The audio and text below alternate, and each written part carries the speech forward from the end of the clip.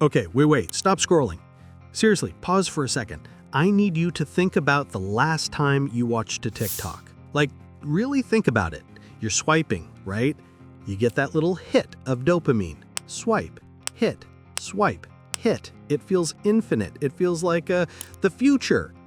But what if I told you that the future actually happened 10 years ago?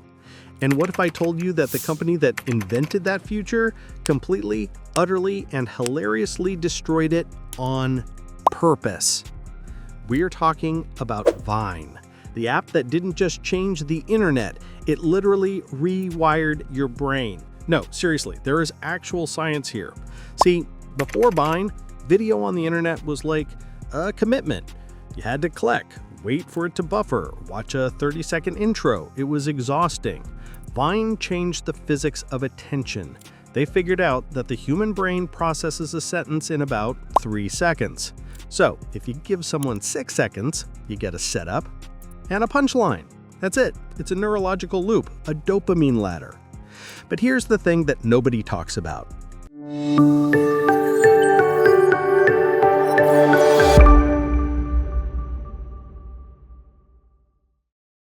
Everyone thinks Vine died because of TikTok, or because Instagram stole their idea. And sure, that's part of it, but that is not the story. The real story is a murder mystery. It involves a frat house in Hollywood, a secret meeting where 18 teenagers demanded $20 million, and a corporate boardroom that was so obsessed with live TV that they accidentally deleted the most valuable cultural archive of the decade. We are going to walk through exactly how a billion-dollar idea turned into a $0 exit. We're going to look at the rise, the golden era where regular kids became millionaires overnight. We're going to look at the villain. And trust me, the villain isn't who you think it is. It's not Mark Zuckerberg. It's inside the house. And we're going to break down the single biggest business lesson of the social media age.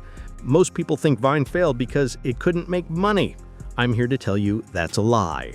Vine failed because of ego. It failed because when you hold a diamond in your hand, but you treat it like a rock, eventually someone else is going to pick it up and build an empire with it. And that is exactly what happened. By the end of this video, you aren't just going to miss Vine, you're going to be furious at what we lost. So buckle up, because we are about to watch a tech giant shoot itself in the foot repeatedly for 6 seconds at a time. This is the 6-second mistake. All right, let's rewind. Picture it. It's 2012. The iPhone is still kind of small. Instagram is just for pictures of your latte. And 3 guys, Dom, Russ, and Colin, have this crazy idea. They want to make a tool that helps you capture moments. Not movies, moments. They build this thing called Vine. And get this, before they even launch it, literally before the public has even seen it, Twitter swoops in and buys them for $30 million. $30 million for an app that didn't even have users yet. That is how good the tech was. They launch in January 2013 and it explodes like nuclear. By April, it's the #1 app in the App Store. And here is the secret sauce. It wasn't the video, it was the constraint. 6 seconds. That's it. You couldn't ramble, you couldn't be boring, you had to be perfect. It forced people to be creative in a way we had never seen before. It turned regular people into editors, directors, and actors all on a 4-inch screen. It was magic. And this brings us to the golden era. This is when things got wild. You have the trends that just took over reality. Start with the second best stuff. Remember "do it for the Vine"? It wasn't just a phrase, it was peer pressure weaponized. Kids were jumping off roofs, dancing in traffic. It was chaos, but it was shared chaos. You felt like you were part of this massive inside joke. Then you had the language. I mean, do you say "on fleek"? Yeah, that's Vine. Peaches Monroe, sitting in a car, looked at her eyebrows and changed the English language forever. Or, "what are those?" That started with a guy mocking a cop's shoes. These weren't just videos, they were cultural viruses, and they spread because they looped. You watched it once to hear it. You watched it twice to understand it. You watched it 10 times because your brain just liked the rhythm. But the absolute peak, the best part of the golden era, was the community. Specifically 1600 Vine Street. This was an apartment building in Hollywood where all the top Viners moved in. It was like a frat house for internet celebrities. Logan Paul, King Bach, Amanda Cerny, Lele Pons, they were all there. And because they lived together, they collabed on everything. Think about the efficiency of that. If King Bach, who was arguably the king of Vine, let's be real, had an idea, he could just walk down the hall, grab Logan, shoot a 6-second clip, and boom! Both of them gain 1 million followers. King Bach mastered the jump cut comedy. He didn't need a set. He just needed a racially charged joke and a funny face, and he was getting paid. And speaking of getting paid, let's talk about the money, because these kids were getting rich. But, and this is super important for later, they weren't getting paid by Vine. Vine paid them $0. Nothing. Zip. They were making money from brands. King Bach and Brittany Ferlin were charging like $50,000 for a single 6-second ad. $50,000 for 6 seconds! That's almost 10 grand a second. It was the Wild West. But it wasn't just about the money or the bros, it was about the heart too. You guys remember Ryan McHenry, Ryan Gosling won't eat his cereal? It was this simple, stupid, hilarious joke where he'd hold a spoon up to the TV screen. It went on for years. And when Ryan McHenry sadly passed away from cancer in 2015, the actual Ryan Gosling, the movie star, created a Vine account just to post one video of himself finally eating the cereal. That is the power of this app. It connected Hollywood A-listers to random kids in Scotland. It felt unstoppable. It felt like nothing could ever kill it. But you know how movies work. Just when everything seems perfect, that's when the monster shows up. Before we get to the monster, though, I gotta ask. I know you had a favorite. Was it the Duck Army? Was it the LeBron James kid? Pause the video right now. Seriously, do it. And comment your favorite Vine below. I want to see if anyone remembers Roadwork Ahead. Go ahead, I'll wait. Okay, you commented? Good. Now, let's meet the villain.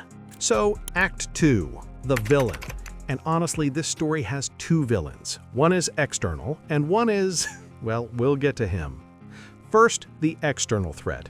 June 20th, 2013. Facebook and Instagram wake up and choose violence. They launch Instagram Video. And they didn't just copy Vine, they aimed for the head. Vine gave you 6 seconds. Instagram gave you 15. Vine gave you raw footage. Instagram gave you filters. But the real killer? The mute button. Vine audio was on by default. You open the app and it's screaming at you. Instagram was silent. You could scroll in class, at work, on the bus. It was civilized. And the data shows it. Vine shares on Twitter dropped nearly 40% in one day after Instagram launched video. Ouch. But Instagram didn't kill Vine. Vine could have survived Instagram. The real villain was Twitter. Specifically, a corporate culture that had no idea what it was doing. Enter the executives. You had guys like Anthony Noto, the CFO. These guys were obsessed with live. They wanted Twitter to be CNN. They bought this app called Periscope. Remember Periscope? Yeah, me neither.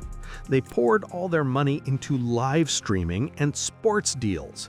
Vine became the neglected stepchild. The app was buggy. The search function sucked.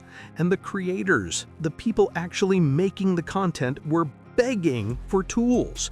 They wanted editing features. They wanted to block harassers. And Twitter was just like, new phone? Who dis? They literally let the app rot because they were too busy trying to figure out how to stream Thursday night football. And then, the betrayal, the red wedding moment. In 2015, Twitter launched native video. This meant you could upload videos directly to Twitter without using Vine. Think about that. Twitter owned Vine, and then they built a feature inside Twitter that made Vine useless. They cannibalized their own product, but not in the smart Steve Jobs way, in the "I'm confusing my users" way. And here is the biggest missed opportunity of the century. You know how the guidelines asked about a Netflix moment? Well, here is Vines. Twitter had the short-form video market in a chokehold. But there was this little app coming out of China called Musical.ly. You know it today as TikTok. Twitter watched Musical.ly grow. They watched the lip-syncing trend explode, and they did nothing. Actually, it gets weirder. When things started going south, there was a rumor that Pornhub, yes, them, offered to buy Vine to save it. Imagine a world where Vine is owned by Pornhub. I don't know if that would be better or worse, but at least they understood the value of video. Twitter just sat there paralyzed.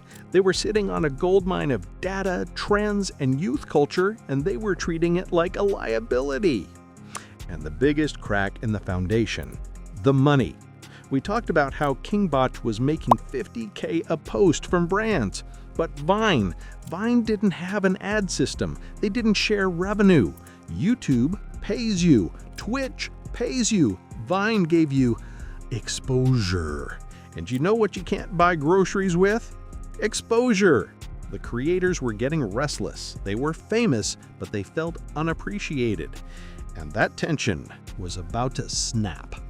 This brings us to the end, the climax. Fall 2016, the top 18 Vine creators, we're talking King Bach, Logan Paul, Amanda Cerny, the whole squad, they organize a secret meeting at 1600 Vine Street. They drive to Twitter's office and they sit down with the executives and they make an ultimatum.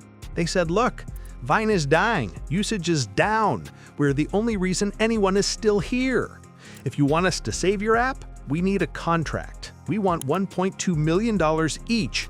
That's about $21 million total. In exchange, they promised to post 12 original Vines a month. They were basically saying, pay us to be your employees or we walk. Now, $21 million sounds like a lot, but for a tech company, that's a rounding error. Twitter spends that on snacks. But Twitter said no. They rejected the deal. They didn't value the labor of the creators. They thought the platform was special, not the people. And that was the fatal bullet. The creators walked out of that meeting and they never looked back. They went to YouTube, they went to Instagram, and Vine became a ghost town. On October 27, 2016, Twitter announced they were shutting it down. Ruz Yusupov, the founder, tweeted 4 words that should be tattooed on every founder's arm. Don't sell your company. And just like that, it was over. But nature abhors a vacuum because guess who did figure out how to monetize creators? Musical.ly, which became TikTok. TikTok gave a creator fund. TikTok gave you editing tools. TikTok did everything the Vine creators begged for. So what is the lesson here? Steve Jobs famously said, if you don't cannibalize your own business, someone else will. Twitter was so afraid of Vine cannibalizing their main timeline that they crippled it. They kept it separate. They refused to integrate it. And because they refused to eat their own lunch, TikTok ate it for them. Vine was the 6-second mistake. A glorious, hilarious, perfect mistake. It proved that our attention spans were shrinking, and it proved that anyone could be a star. It's gone now, deleted from the servers, living on only in YouTube compilations.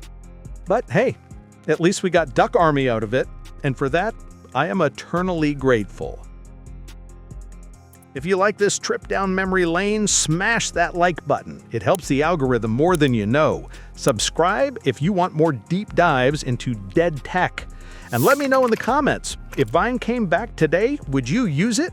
Or is TikTok just too good? I'll see you in the next one. Peace.